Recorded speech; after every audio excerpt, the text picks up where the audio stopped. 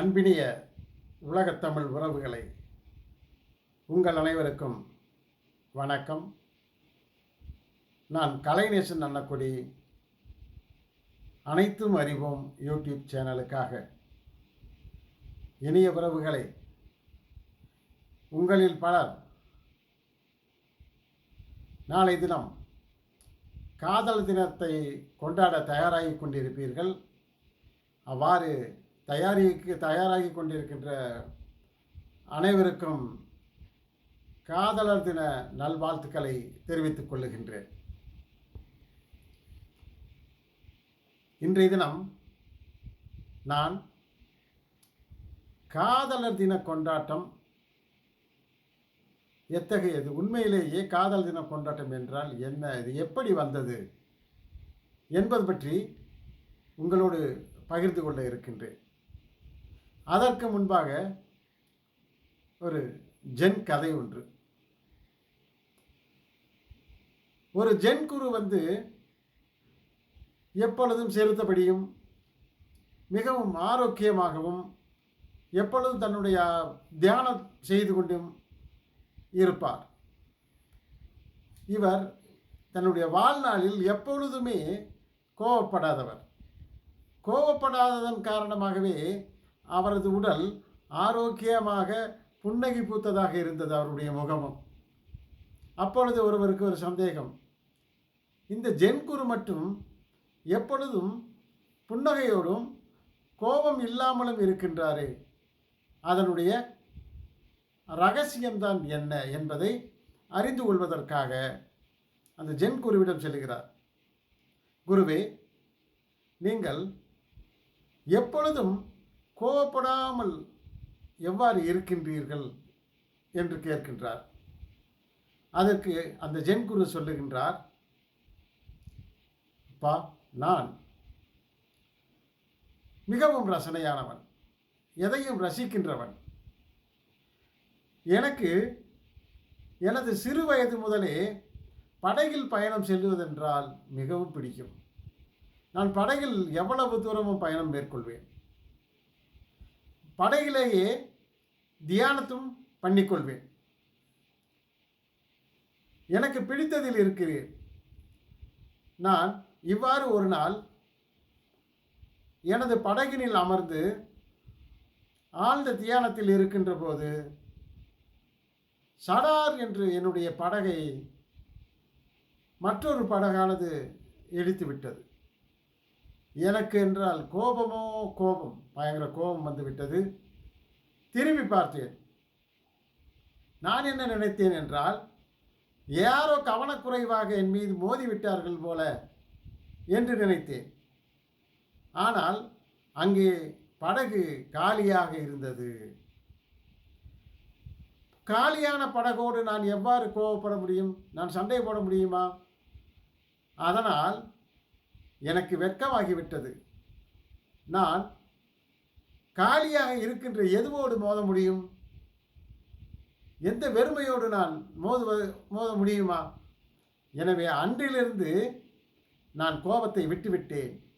இந்த கோபத்தை விட்டதனால் நான் ஆரோக்கியமாகவும் மிகவும் அன்புடனும் அனைவரிடத்திலும் நான் பழக முடிகிறது என்று சொல்லுகின்றார். ஏன்னா கோபம், இன்னொரு கதை, அந்த கோபம் சொல்கிறமான இன்னொரு கதையை நான் உங்களுக்கு சொல்கிறேன். ஒரு நாள் புத்த பெருமான் தனிய சிஷ்யர்களோடு யாசகம் பண்ணுவதற்காக பிச்சை பாத்திரங்களோடு ஒரு கிராமத்தினுடைய தெருவழியாக பிச்சை எடுத்துக்கொண்டு செல்கின்றார். புத்தர் வருவதை அறிந்த பலர் வெளியில் அவருடைய பாத்திரத்தில், பிச்சை பாத்திரத்தில் உணவளித்து என்ன கிடைக்கிறதோ அதை அவர்களுடைய பிச்சை பாத்திரத்தில் அழித்து விட்டு செல்லுகின்றனர். ஆனால் ஒரு வீட்டில் மட்டும் யாருமே வரவில்லை. எனவே அவர்கள் புத்தம் சரணம் கச்சாமி, அவர்கள் பயன்படுத்தக்கூடிய ஒரு சொல். இப்படி சத்தமாக சொன்னவுடன் உள்ளே இருந்து ஒரு பெண்மணி ஓடி வருகிறார். நீங்கள் எல்லாம் மனிதர்கள் தானா? ஏன் இவ்வாறு கூச்சல் போடுகிறீர்கள்? அம்மா, யாசகம் செய்ய வந்திருக்கிறோம். நீங்கள் பிச்சை எடுக்கிறவங்களா? உங்களுக்கு வெட்கமாக இல்லை? இவ்வளவு நல்ல உடம்பு வலிமையாகவும் இருக்கீங்க அப்படின்னு சொல்லி தன்னுடைய வாயில் வந்தபடி மிகவும் அருவருப்பான வார்த்தைகளை போட்டு புத்தரையும் புத்தரோடு கூட வந்த அவரது சிஷ்யர்களையும் திட்டுகின்றார். அப்போ சிஷ்யர்கள் பார்க்கிறார்கள், என்ன இந்த அம்மா இவ்வளவு அசிங்கமாகவும் அருவருப்பாகவும் பேசுகிறார், இவ்வளவு கோபப்படுகிறார். ஆனால் நமது குரு புத்தர் எதுவுமே பேசாமல் அமைதியாக இருக்கிறாரே என்று நினைத்து கொண்டு அவரோடு நின்று கொண்டிருக்கின்றனர். அந்த அம்மா கோபம் தீர வந்தவர்களை திட்டிவிட்டு என்ன செய்கிறார்? தனது வீட்டுக்குள் சென்று விடுகிறார். அப்பொழுது அவருடைய சிஷ்யர்கள், புத்தருடைய சிஷ்யர்கள் வந்து புத்தரிடம் கேட்கின்றனர், குருவே, நாம் யாசகம் கேட்டோம். யாசகம் கேட்டால் அந்த அம்மா இல்லை என்று சொல்லியிருக்க வேண்டும். ஆனால் எதற்காக அவர்கள் இவ்வளவு திட்டுகிறார்கள்? நீங்களும் அமைதியாக பார்த்து கொண்டே இருக்கிறீர்களே, இது நல்லதா என்கின்றனர். அப்பொழுது புத்தர் கேட்கிறார், சிஷ்யர்களே, அந்த அம்மா ஏதாவது கொடுத்து இருந்தால் இப்பொழுது யாரிடத்தில் இருக்கும்? அதை நாம் வாங்கினால் அப்படின்னு அனைவரும் சொல்கிறார். அது நம்மிடத்தில் இருக்கும். அந்த அம்மா கொடுத்த அனைத்துமே நம்மிடத்தில், கொடுத்தால் அனைத்துமே நம்மிடத்தில் இருக்கும். நாம் அவர் கொடுப்பதை வாங்காவிட்டால் என்று கேள்வி இருக்கிறார். அந்த பொருளானது அந்த அம்மாவிடம் இருக்கும். அது போலத்தான் அவர்கள் 1000 திட்டினார்கள். பட் நான் எதையும் வாங்கி கொள்ளவில்லை. என்னுடைய காதிலும் மனதிலும் நான் அந்த வசவுகளை, அந்த திட்டுக்களை வாங்கி கொள்ளவில்லை. அந்த அம்மா ஏதோ ஒரு கோபத்தில் அவ்வாறு திட்டிவிட்டு செல்கிறார். நாம் அவர் சொல்வதையெல்லாம் எடுத்துக்கொண்டால்தான் நமக்கு மன வருத்தம் வரும். அவர் திட்டுவதையெல்லாம் நாம் எடுக்க வேண்டியதில்லை. அவரிடத்திலே இருக்கட்டும். யாரும் காதிலும் மனதிலும் வாங்காதீர்கள். கொடுப்பது, நாம் எடுத்துக்கொள்வது மட்டும் நம்மிடம், நாம் பெற்றுக்கொள்ளாதது அவர்களிடத்தில். அதனால் நான் அவர்கள் திட்டியது எதையும் என்னுடைய மனதில் வைத்து கொள்ளவில்லை, நான் வாங்கவும் இல்லை. அதனால் அந்த திட்டு என்னை எந்த விதத்திலும் பாதிக்கவும் இல்லை என்று பதில் சொல்கிறார். அதுமா எதையும் வாங்கினா தான் நம்மகிட்ட இருக்கும், வாங்கலைன்னா யார் கொடுக்க விரும்புகிறாலும் அவங்ககிட்டே இருக்கும். அப்புறம் இன்னொரு ஜென் கதை. ஒரு குரு தன்னுடைய சீடர்கள் அனைவருக்கும் வந்து ஒரு தேநீர் விருந்து வைக்க விரும்புகின்றார். இந்த ஜென் குருக்களிடம் ஒரு பழக்கம் இருக்கிறது. அவர்கள் ஏதாவது ஒன்று என்றால் அனைவருக்கும் தேநீர் விருந்து வைப்பார்கள். அந்த தேநீர் விருந்தானது காலையில் தொடங்கி இரவு முழுவதும் கூட தொடர்ந்து சென்று கொண்டிருக்கும். அந்த நேரத்தில் ஒன்று அமைதியாக இருப்பார்கள், அல்லது சிஷ்யர்களுக்கு அவருடைய தத்துவங்களை எடுத்து சொல்லிக்கொண்டு இருப்பார்கள். அதாவது ஜென் தத்துவங்களை எடுத்து சொல்லிக்கொண்டு, கதைகள் சொல்லிக்கொண்டும், விடுகதைகளை சொல்லிக்கொண்டும் அவர்கள் விடிய விடிய விடிய ஒவ்வொரு துளியாக, அதுவும் அவங்க வந்து என்ன செய்யலாம், கட்டணி தான் போடுவாங்க, அதை போட்டு தான் குடிப்பாங்க, பால் சேர்க்காமல். அப்பொழுது அவர்கள் ஒவ்வொரு துளி தேநீரையும் ருசித்து அதனுடைய மனம், அதனுடைய சுவை அனைத்தையும் உள்வாங்கி அவர்கள் அந்த டீயை அருந்தி கொண்டு இருப்பார்கள். அதன் ஒரு நாள் முழுவதும் கூட அது தொடரலாம். அவ்வாறு இது அவர்களுடைய பழக்கம். இப்படி இருக்கின்ற போது ஒரு நாள் இவர் தன்னுடைய சீடர்களுக்கு வந்து ஒரு தேநீர் விருந்து வைக்கின்றார். அப்பொழுது டீ போட்டுக்கொண்டு ஒருத்தர் டீ போட்டுக்கு இருக்காரு. டீ போட்டுட்டு என்ன செய்கிறாருன்னா, எல்லா கப்புகளையும் ஊற்றி அங்கே அமர்ந்து இருக்கக்கூடிய சீடர்களுக்கு கொடுப்பதற்காக ஒரு தட்டிலே வைத்து கொண்டு அப்படியே வருகிறார். அவ்வாறு வருகின்ற போது ஒரு மாணவர், ஒரு சீடர் என்ன செய்கிறான்னா, அவசரப்படுத்து எல்லாத்தையும் முண்டி அடிச்சுக்கு வரார். அந்த டீ வந்து ஊற்றுறவர் ஊற்றிக்கொண்டே வருகிறார். இவர் அவசரத்தில் ஒரு கப்பை எடுத்துக்கொள்கிறார். ஒரு கப்பை எடுத்துக்கொண்டு அந்த டீ ஊற்றுவர் அவரை பார்க்கிறார். ஆனால் இவருக்கு ஆசை, டீயை உடனடியாக டீ அருந்த வேண்டும் என்று அந்த சீடருக்கு ஆசையும் அவர்களுக்கு அந்த அது வந்து வர்றாரு, அவசரப்படுறாரு. அதனால் அந்த டீ கப் எடுத்து வாயில் வச்சு டீ குடிக்கிறது மாதிரி குடிக்கிறார். அப்போ அவர் கேட்கிறார், என்ன செய்து கொண்டு இருக்கிறாய் அப்படின்னு. டீ அருந்தி கொண்டு இருக்கிறேன். உன்னுடைய கப்பில் நான் இன்னும் டீயே விடவில்லையே, நீ எப்படி டீ அருந்த முடியும் அப்படின்னு என்று கேட்கிறார். உன்னுடைய கப்பில் தான் டீயே ஊற்றவே இல்லை, அதுக்கு முன்னாடி நீ எடுத்துட்ட, அந்த காலி கப்பை வந்து எடுத்துக்கிட்ட. அப்படி இருக்கும்போது நான் உன்னிடத்தில் எவ்வாறு நான் டீ வேணுமா என்று கேட்க முடியும்? டீ ஊற்றுறதுக்கு முன்னாடி எடுத்துக்கிட்டே அப்படி சொல்லுகிறார். உடனே அங்கேருந்து ஜென் குரு என்ன செய்கிறார், டீ பார்ட்டி வைக்கிறார்ல, அவர் வந்து அப்படியே பார்க்குறாரு, சிரிக்கிறார். சிரித்து விட்டு சொல்கிறார், இப்படித்தான் பலர் தங்களுடைய வாழ்க்கையில் தன்னுடன் இருப்பதையெல்லாம் விட்டுவிட்டு இல்லாத ஒரு வாழ்க்கையை, இருக்கின்ற வாழ்க்கையை விட்டுவிட்டு இல்லாத வாழ்க்கை ஒன்றை தேடி அதில் வாழ்ந்து கொண்டிருக்கின்றனர். அதில் ஒன்றும் இல்லை, வெறுமையாக இருக்கின்றது. அந்த வெறுமையான வாழ்க்கையை அவர்கள் என்னதோ ஏதோ இருக்கின்றது என்ற கற்பனையில் வாழ்ந்து கொண்டிருக்கின்றனர் என்று விளக்கம் தருகின்றார்.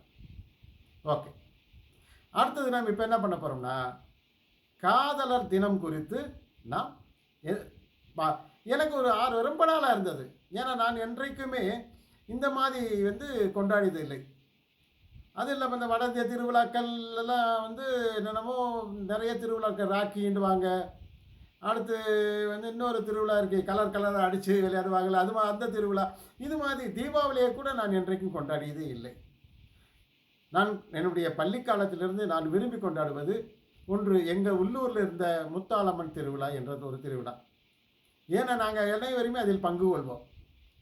பங்கு கொள்வோம் என்றால் அது வண்டி வேஷம் என்று சொல்லக்கூடிய ஒரு இது இருக்கும். அது மட்டும் இல்லாமல் அன்னைக்கு ஒவ்வொருவரும் என்ன செய்வானா, மாறு வேடமிட்டு ஊர் முழுவதும் வீடுகளிற்கு சென்று அவர்கள் வந்து அன்பளிப்பு பெறுவோம். அது யாசமும் கிடையாது, அன்பளிப்பு பெறுவோம். நானும் வந்து எல்லா நாளும் வந்து ஏதோ ஒரு வேடம் போட்டு நான் வருவேன். அதனால் அந்த திருவிழா நான் கல்லூரியில் படித்தாலும் அதில் வந்து விடுமுறை இருந்தாலும் இல்லாட்டியும் நான் வந்து விடுவேன்.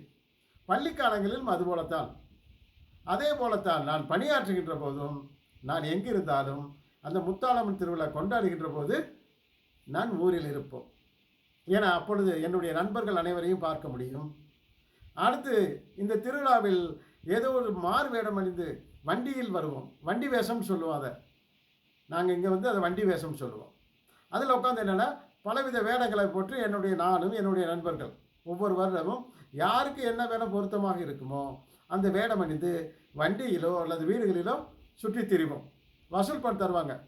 அதை வச்சு அன்றைய தினம் நாங்கள் சினிமாவுக்கோ எதுக்கோ போய் வருவோம். அது மாதிரி இருப்பதனால் அந்த திருவிழா வந்து எனக்கு பிடிக்கும். அதுதான் அதே மாதிரி தான் இந்த ஹோலின்னு சொல்லுவாங்கள்ல, அது மாதிரி திருவிழாவெலாம் நான் என்றைக்குமே கொண்டாடியது கிடையாது. அதுபோலத்தான் இந்த காதலர் தினத்தையும் நான் என்னுடைய வாழ்நாளில் கொண்டாடியது இல்லை. இப்பொழுது இது எந்த அளவுக்கு நான் எனவே இதனை பற்றி தெரிந்து கொள்வதற்காக நான் நேற்று 2 நாட்களாக தேடித்திருந்தேன். கூகுளில் வந்து சர்ச் பண்ணி மெட்டாவில் அதில் எல்லாத்துலேயும் வந்து நான் சர்ச் பண்ணி பார்த்தேன். அவ்வாறு சர்ச் பண்ணின்ற போது எனக்கு ஆச்சரியமாக இருந்தது.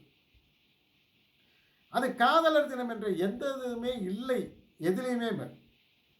ஆனால் அது இன்னொன்று பண்ணல, வேலண்டைன். இந்த வேலண்டைன் வந்து நான் ஒருத்தர் தான் இருக்கு, அவருடைய நினைவாத்தானே கொண்டாடுறாங்க, ஒருத்தர் தான் இல்லை. கிபி 3ஆம் நூற்றாண்டில் வந்து வேலண்டைன் மேட்ரிக் அப்படி ஒருத்தர் இருந்தார். கிபி 6ஆம் நூற்றாண்டில் வந்து வேலண்டைன் டெர்னி என்று ஒருத்தர் இருந்தார். அடுத்து ஆப்பிரிக்காவில் வந்து ஒரு வேலண்டைன் இருக்காராம். இப்படி ஒரு வேலண்டைன் இருப்பதில் 3 வேலண்டைன் வந்து இருக்காங்க. அடுத்து இது வந்து எப்போ நடக்குதுன்னா இந்த சம்பவம் கிமு சரி கிபி 3ஆம் நூற்றாண்டில் வந்து நடக்குது. கிபி 3ஆம் நூற்றாண்டில் 2ஆம் கிளாடியஸ் என்ற ஒரு மன்னன் இந்த ரோமை வந்து ஆட்சி செய்து கொண்டிருக்கிறார். அவர் என்ன நினைக்கிறார்னா ஒரு சட்டம் போடுறாரு. இராணுவத்தில் பணியாற்றுகின்ற வீரர்கள், இராணுவ வீரர்கள், படை வீரர்கள் வந்து என்னன்னா திருமணம் செய்யக்கூடாது. இதுதான் சட்டம். திருமணம் செய்யக்கூடாது என்று கட்டளை இருக்கிறார். அவருடைய நம்பிக்கை என்னன்னா திருமணம் செய்யாத படை வீரன், இராணுவ வீரன் வந்து மிக திறமையாக பணியாற்றுவான்.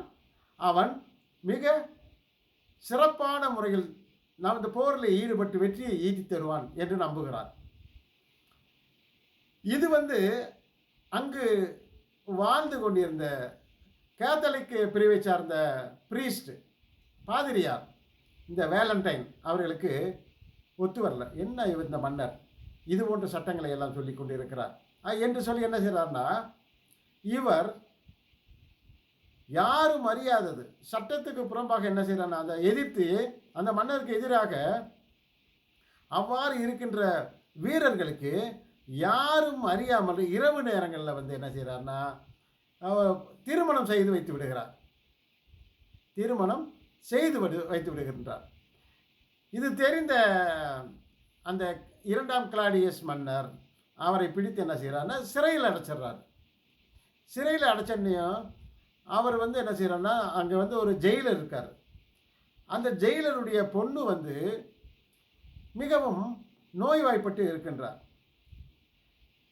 இவர் இந்த விஷயத்தை கேள்விப்பட்ட வேலண்டைன் அந்த பெண்ணை வந்து சந்தித்து அவருக்கு வந்து என்னென்னா அவரது நோயை குணப்படுத்தி அவருடைய மிக மிக நல்ல முறையில் இருக்குமாறு பார்த்துக் கொள்கிறார். இதனால் இருவருக்கும் இடையே நட்பு வளர்ந்து காதல் வளர்ந்து விடுவது. அப்போ என்னென்னா இவர் தொடர்ந்து இது மாதிரி விஷயங்களில் ஈடுபடுவதால் அந்த 2ஆம் கிளாடியஸ் இவருக்கு வந்து சிரச்சேதம் செய்யும்படி தண்டனை கொடுத்து விடுறார். சிரச்சேதம் செய்யும்படி தண்டனை அளித்து விடுகிறார். அதற்கு முன்பாக இந்த வேலண்டைன் அந்த ஜெயிலருடைய மகளுக்கு முதலாக ஒரு கிரீட்டிங் வந்து அனுப்புகிறார். எப்போனா முதலாக ஒரு கிரீட்டிங் வந்து அனுப்புகிறார். அது பிப்ரவரி 14. அந்த கிரீட்டிங்கில் வந்து என்ன சொல்கிறாருன்னா இவர் யுவர்ஸ் வேலண்டைன் கீழே வந்து சைன் பண்ணுறாரு. யுவர்ஸ் வேலண்டைன் அப்படின்னு ஒரு போட்டு கையை வந்து என்ன செய்யணும் சைன் பண்ணி அந்த வார்த்தை வந்து அவருக்கு வந்து சேர்த்துருங்கன்னு சொல்லிட்டு கடைசியை வந்து அவர் வந்து இறந்து விடுகிறார். இது வந்து ஒரு கதை. மற்றொரு இது என்னென்னா அந்த இது வந்து என்னென்னா கிறிஸ்தவர்களுக்கும் ரோமன்களுக்கும் இடையில் வந்து இருக்கக்கூடிய மிக பழமையான ஒரு கதை. இந்த கதையின்படி என்னென்னா ரோமன் மக்கள் என்ன செய்வானா பிப்ரவரி மாதம் 13 முதல் 15 வரை இப்போ வந்து அது ஒரு வசந்த காலமாக இருக்கிறது. வசந்த காலத்தினுடைய தொடக்கம். எனவே அந்த வசந்த காலத்தினுடைய தொடக்கத்தில் வந்து லூப்பர்கேலியா என்ற ஒரு திருவிழாவை கொண்டாடுவார்கள். ஒரு விருந்து, நம்ம விருந்து வச்சு கொண்டாடுறோம்ல தீபாவளிக்கு, அதுக்கெல்லாம் விருந்து வைக்கிறது மாதிரி இவங்க என்ன செய்கிறாங்கன்னா லூப்பர்கேலியா என்ற ஒரு திருவிழாவை கொண்டாடுகின்றனர். இந்த திருவிழா பல்வித நோக்கங்களுக்காக செய்யப்படுகிறது. முதலில் கடவுள்களுக்கெல்லாம் அரசியான ராணியான ஜூனோ என்ற கடவுளுக்கு வந்து இது படைக்கப்படுகிறது. இது வந்து திருவிழா வந்து அவருடைய நோக்கத்துக்காக அவருடைய இதில் வந்து அவங்க வந்து திருவிழா கொண்டாடுறாங்க. அந்த கடவுள் பேர் ஜூனோ. அடுத்து இன்னொரு நோக்கம் என்னன்னா இது வந்து ஒரு ஃபெர்டிலிட்டி திருவிழாக்கும் கருவுறுதல் வளம். அடுத்து விவசாயத்திற்கான ஒரு திருவிழா.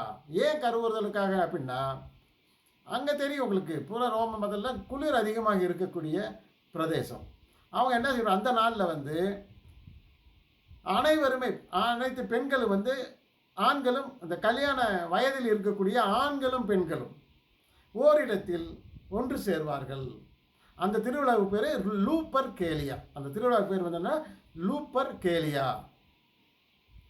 இது வந்து ஜூனோவுக்கு வந்து படைக்கப்படுவதாக சொல்லுகிறார்கள். இன்னொரு புறத்தில் ஃபானஸ் என்ற ஒரு கடவுள். இந்த கடவுள் எப்படின்னா, நான் எப்படி தைப்பொங்கல் கொண்டாடுகிறோமோ அதே போல் சூரியன் வந்து நம்முடைய தைப்பொங்கல் சூரியனுக்கு நன்றி தெரிவிக்கின்ற ஒரு திருவிழாவாக பார்க்கப்படுகிறது. அதுபோலவே ஃபானஸ் என்ற ஒரு கடவுள். இந்த கடவுளை வந்து அதே நாளில் விவசாயத்தினுடைய செழிப்பிற்காகவும் வளத்திற்காகவும் விவசாயம் வந்து அதிகமான வளங்களை தர வேண்டும், அதிக விளைச்சலை தர வேண்டும் என்பதற்காக இந்த ஃபானஸ் என்ற கடவுளை வந்து வழிபடுகிறார்கள். அது எப்படின்னா, இதே பிப்ரவரி 13 முதல் 14 வரை இவ்வாறு விருந்துகளும் வேடிக்கைகளும் அனைத்தும் நடந்து முடிந்த பின்னாடி என்ன செய்வாங்க அப்படின்னா, லாட்டரி சிஸ்டம். அனைவருடைய பெயரை வந்து எழுதுவாங்க. ஆண்களுடைய பெயரையும் பெண்களுடைய பெயரையும் எழுதி குலுக்கல் முறையில் வந்து தேர்ந்தெடுப்பாங்க யாருக்கு அப்படின்ட்டு. ஒரு பெண்ணோட பெயர் எடுத்து அவங்க வந்து ஒரு பையனை விட்டு ஒரு பெயர் எடுக்கிறான்னு வச்சுக்கோங்க. ஒரு பெண்களுடைய பெயர் எடுத்தானா அந்த பையனுக்கு அந்த பொண்ணு தான். அடுத்த ஒரு பெண்ணை வந்து ஒரு ஆண்களுடைய பெயர்கள் இருக்கக்கூடிய லிஸ்ட்டில் வந்து ஒருத்தர் எடுத்தாச்சுன்னா அந்த பையனுக்கு வந்து அந்த பொண்ணு யாருடைய பேர் வருதோ அவங்க வந்து ஒன்றிணையலாம்.